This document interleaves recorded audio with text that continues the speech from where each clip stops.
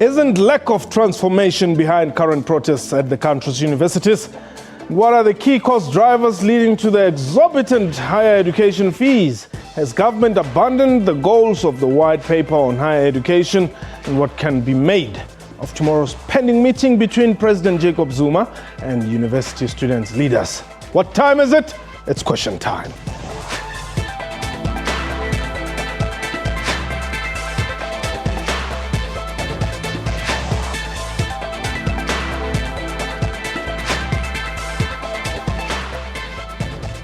Welcome to Question Time. My name is Mpho Tsedi. Student protests that started at Wits University have now engulfed almost all of the country's universities. Yesterday's march to Parliament saw students coming face to face with police officers. While debates around the apparent excessive use of force by the police continue, President Jacob Zuma is set to meet student leaders in Pretoria tomorrow in a bid to resolve the impasse. A reminder that this is a live program, and therefore you can call us and air your views. What do you think of what has been happening in the country? What do you think of what happened at Luthuli House today? What do you think of what happened in Cape Town and other areas? The numbers to dial, 089-110-4210, and our Twitter handle @QuestionTime24. My guest, David Mamela, who is a researcher at Mapungubwe Institute for Strategic Reflection. Now, welcome to the show. Good evening. I know you're a researcher and all that. I want to talk to you firstly as a former president of SASCO. Right? Those people who are today doing, they actually took the baton from you. Is this something that has been in existence for that long, and was it waiting to happen? Well, certainly the campaign for free education, for access to education, is a global one. For starters, it's not only a South African campaign. In the United States, in Germany, in Europe, in the entire Western Hemisphere, in the past 5 years, they've been campaigning against, rising national student debts. But also, secondly, it's a historical campaign. It's a campaign that has been there since forever, since colonial times, since apartheid times. Steve Biko fought for access to education.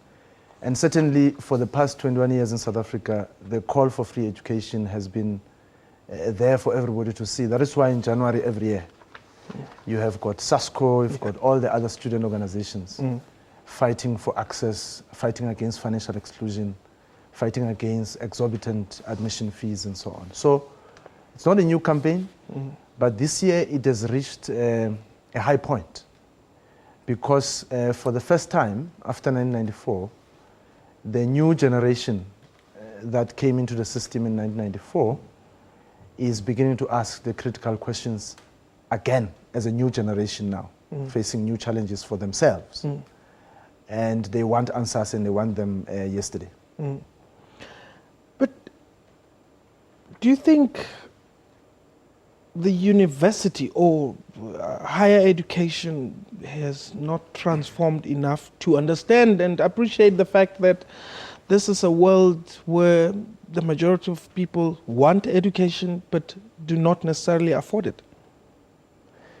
Yeah, I think there is a case to make against lack of transformation in the universities.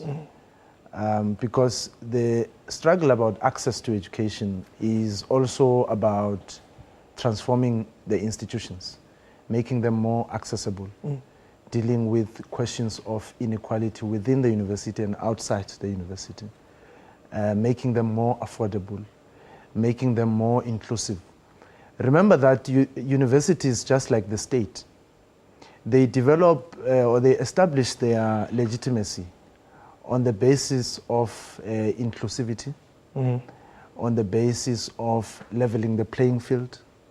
So the state as well does the same thing on a daily basis. The state must create conditions for people to have access to services, basic services, human rights, fundamental and core aspects of life. So if the state does not provide that, just like the university, if the state does not, if the university does not provide the space in which students can have access, can learn, can be taught, can research, can have access to libraries and so on, then the university loses its legitimacy, because the purpose of a university is to open the doors and welcome as many young people as possible. And then the funding question has always been there. What makes the class of 2015 different from, what I'm trying to check here is, okay, what makes this current SASCO different from the SASCOs that was led by Mutani Ramaite, David Makura, yourself, Well, look, I think moments are also something to account for. I think when you look at the fact that for the first time after at least a period of about 15 years, or even slightly more, we have had for the first time in the system a total shutdown. Yes. Which has not happened. The last time we had a total shutdown was during the times of Jacob Mamabulo when he was president of SASCO at the time. It was just before the 1999 general elections. And now you have a situation where, as I was saying earlier, that you have a new generation of students that have come into the system. One of the key questions that they're asking is, what is the meaning of the liberation struggle in the context of South Africa? And what does freedom mean for us? And secondly, and they want answers to that question in the context of a university, but also in the context of broader societal struggles. Secondly, they have the power of social media, which makes their voices, their demands, and their messages run faster and reach a wider audience than it previously was. But the other thing is also politicization. I think politicization and the building of political consciousness does not only happen in formal political formations or organs. It also happens outside. And what it really means is that when people really thought that the young people are apolitical, apathetic, not interested in politics, they do not know what their role is in the political life of the country, people were pleasantly surprised that these young people are actually saying, actually, we know what's going on in this country. And what we see going on in this country is that we are excluded. We are the inheritors, the heir to this country. We must inherit it, we must lead it. And you guys are closing us out, and we're saying that that time of closing us out has come to an end. Was the ANC caught off guard? I think certainly to the extent that this has now gained national and international momentum, the ANC was indeed caught off guard. But I think the ANC, like many other countries in the continent and elsewhere in the world, as a government, they know very well, as a matter of fact, that we've got a youth bulge in the country, meaning that we've got a higher proportion of young people in the population. So, logically, the expectation is that these young people are going to expect to demand education because they have to go to school. They are going to demand social protection. They are going to demand access to public health. So these are services and infrastructure that require that millions and millions of people have access to. And the ANC government has always known that. But I think the extent of the exclusion and the extent of resentment has actually caught them off guard. And that is why the message from government and the ANC is quite incoherent at the moment. And would you say it was strategic for the students to say, okay, we're going to Luthuli House? Was it a strategic point to go and hand a memorandum? Yes, I mean, they started in Parliament, where the representatives of the people, the people's will, are situated, which was, I think, a good symbolic message that they had to send. And then they went to Luthuli House, the head office of the governing party. And then tomorrow they go into the seat of government in Pretoria, in the union buildings. And one would hope that, because you see, in society, there are many poles of power. And one of the poles of power is, of course, government, political parties, individuals, and so on. But also another pole of power, important pole of power, is the private sector.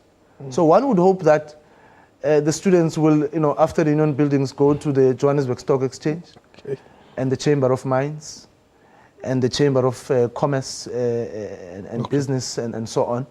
Because these are all the poles of power that hold financial and economic muscle, political muscle, that can actually resolve their issues of access to education. Okay.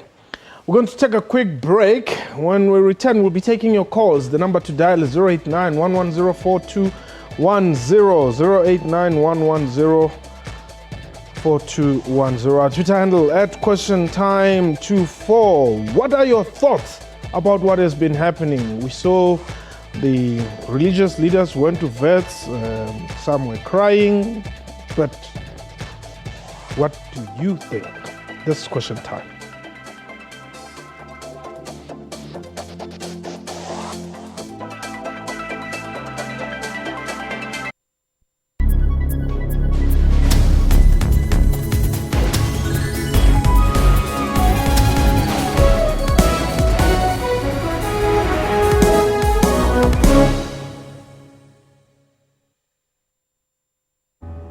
The road to greatness is not an easy one. It's rough, tough, and full of barriers. And there's only one way to master it. Never, ever stop.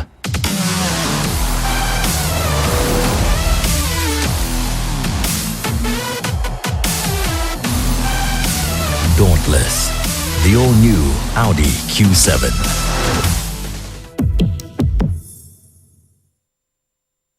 My people, we are getting there, and thanks to you, Party is set to become our country's 12th official language. Here's today's word. Substitute. Replacing a drinking buddy with somebody more fun. Yes!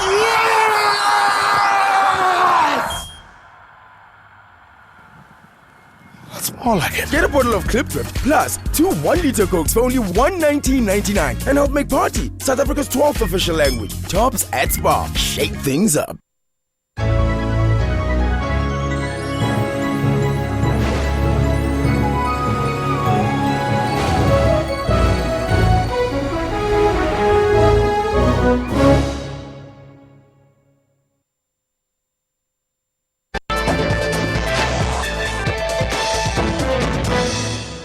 Welcome back. You're still watching Question Time. My guest today is David Maimela, who is the researcher at Mapungubwe Institute for Strategic Reflection. Before we continue with the program, let us firstly take a look at what happened today outside Luthuli House earlier.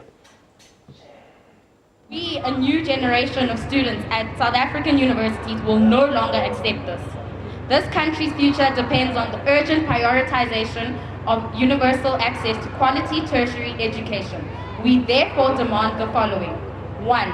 The ANC government must immediately release the funds to ensure a 0% fee increase for 2016 without universities imposing austerity measures.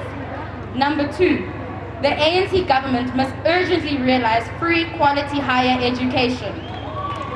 Number 3. The ANC government must ensure it provides the resources to immediately end outsourcing of workers at institutions of higher learning. All workers must be insourced. Yeah, there's Dumo Dlamini nodding to the second point. Stop outsourcing the services. Zweli, you're calling us from Polokwane. Good day, how are you? We're well, thanks for the call. I'm fine. This is Vele Maputa. How are you, Comrade David? I'm okay, Billy. Okay, thanks then. The crisis that we're experiencing in higher education reminds me of what Thabo Mbeki once said when he was the deputy president. He said that South Africa is a two-nation country with one nation that is extremely poor and another nation that is extremely rich. And that has manifestation even on education. If you look at number of students that are on streets, many of them are African students, which reflects what Mbeki actually raised at a particular point in time. Now, like my email I said earlier on, South Africa has got what you call a huge bulge. So we are facing a situation where we cannot be able to reap off the benefits of demographic dividend. Many students who get kicked out of institutions simply because they cannot be able to pay their fees, they end up in streets. They cannot actively participate in the economic development of our country. Correct. So as a result, the government needs to make a serious decision about provision of free public higher education. Okay. But at the same time, there's also a challenge to student formations, SASCO, PASMA, AZAZMA alike, to make a clear and call that a number of people who got assistance from the National Student Financial Aid Scheme and they're involved in avoiding paying back the money, while many of them are working. So this student formation should actually make a clear and call to encourage those that have used this, if they're working, to help pay it.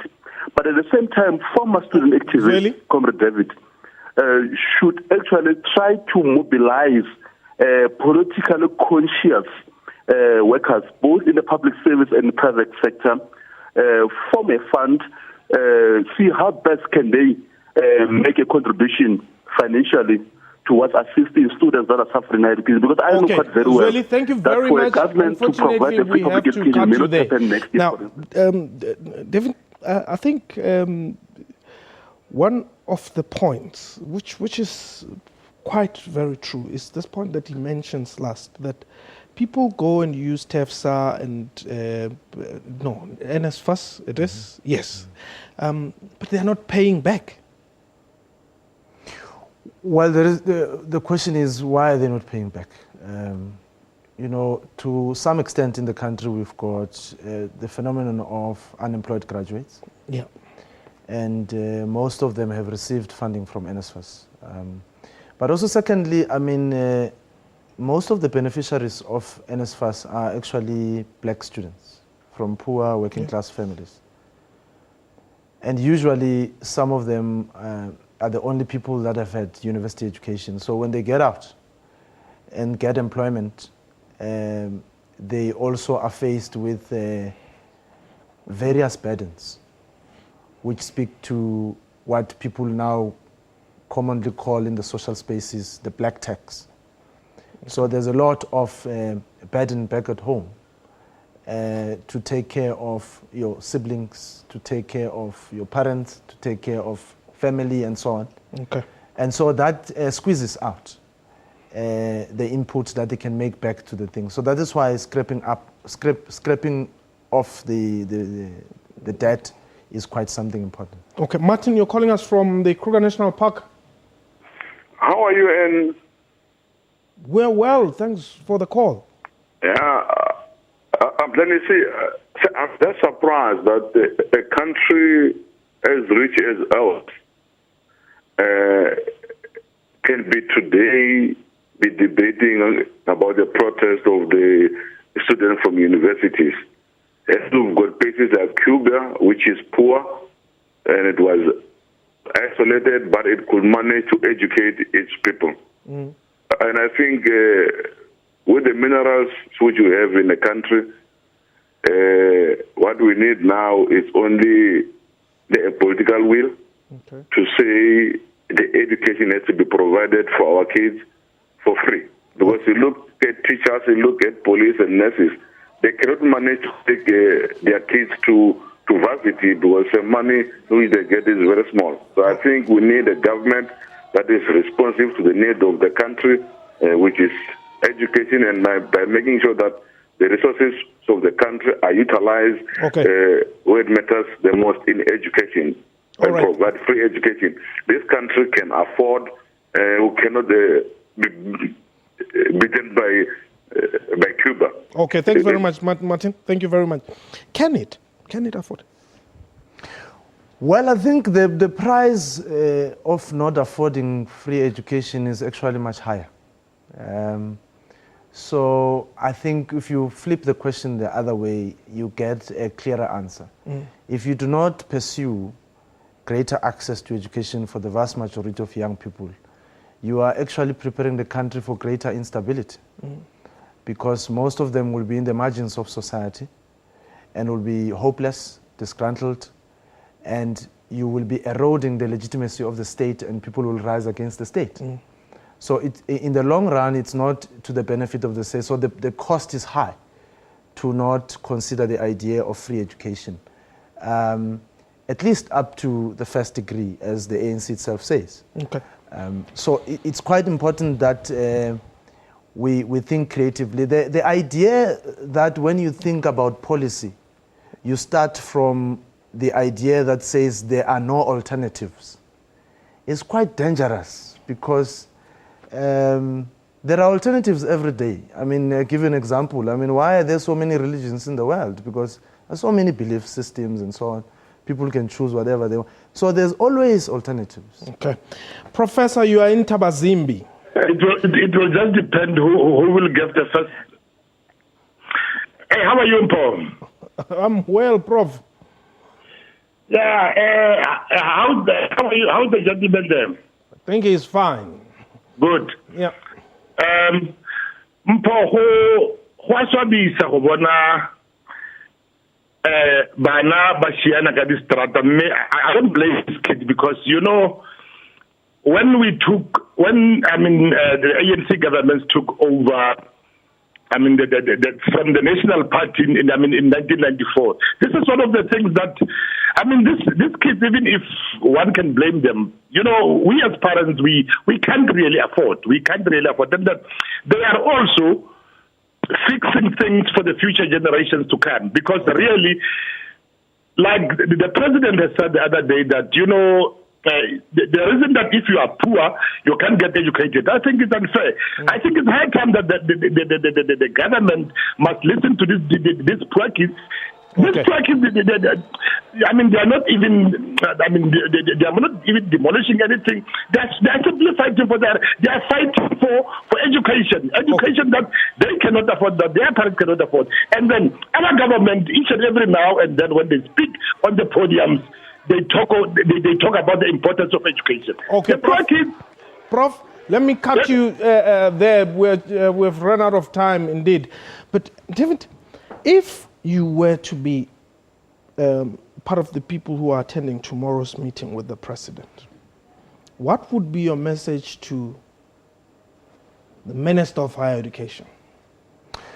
Well, firstly, I think there's a short-term solution needed for the current stalemate. Government has come on board. It said a maximum 6%. And so it means that other sectors of society should then come in to take the 6% down to the zero that the students are looking for. And so I think, just like when we normally find emergency funds, we normally find emergency funds when we have to host Bafana's Chen tournament, CAF tournaments. We spend a lot of billions in the 2010 World Cup and so on. So the idea that money cannot be found to attend to this emergency now is actually false and very wrong. We can find the money. Okay. We need to think about it. Then in the long term, we need to have a process in which people engage on the many options and ideas that have been put on the table, and people know what those ideas and those options are, and they must just act on them. Okay. David Mama, thank you very much for the time. That was question time for today. A big thank you to my guest and to you for watching the show. From me and the crew, have yourself a wonderful time. Goodbye.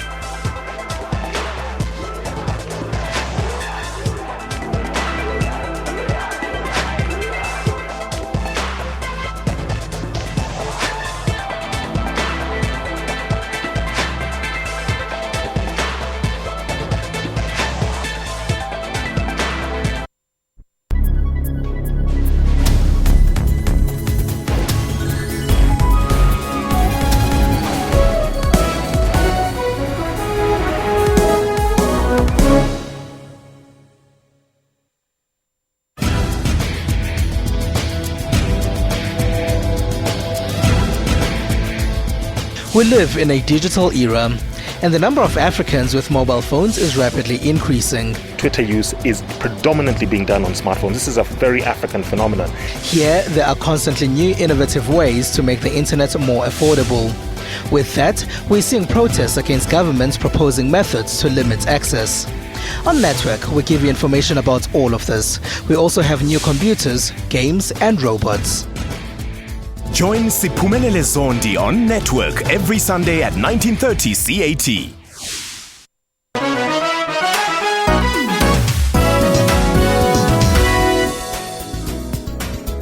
Your World makes it its business every evening to round up the leading local stories and international news to keep you informed all the time.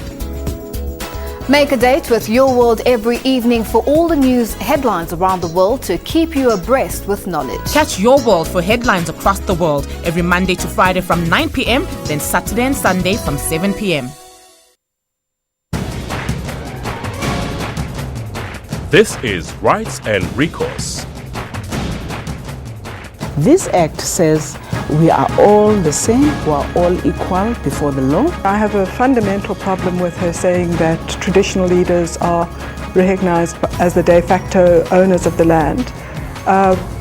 That isn't in the Constitution, nor is it in any law. Unpacking your legal rights and cost of action. The Constitution starts from the point that we are one country and that we need to have a system that actually consolidates that, but also recognizes the different compositions of different communities. With due respect to Aninka, I know she is happy that her queen in England, she's the owner of the whole land, she's not having any politics. Chief Mokoena, we will get to some of the other issues. You must withdraw that Aninka's Queen of England. Please, that's completely unacceptable. That's Rights and Recourse, Sundays at 2 p.m. on the SABC News channel.